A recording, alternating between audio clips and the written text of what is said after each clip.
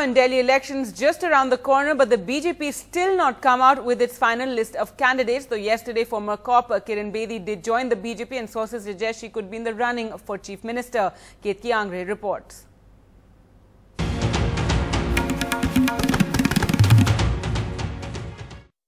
वो भारतीय जनता पार्टी की ओर से चुनाव भी निश्चित लड़ेगी।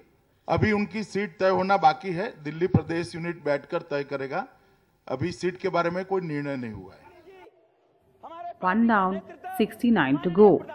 A party that has the Prime Minister as its campaign mascot, the most successful strategist of all assembly elections in recent months as its president, and a star lineup that's either joined or waiting in the wings to wear the lotus symbol, the BJP still hasn't declared any candidate list so far.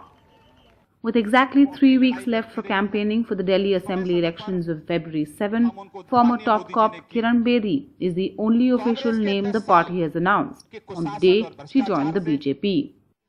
एक हंसी मजाक कर रहा हूं आपसे। शादी तय होने के बाद लोग हनीमून पे जाते। चुनाव की तिथि आई नहीं थी, उसके पहले सूची जारी हो गई।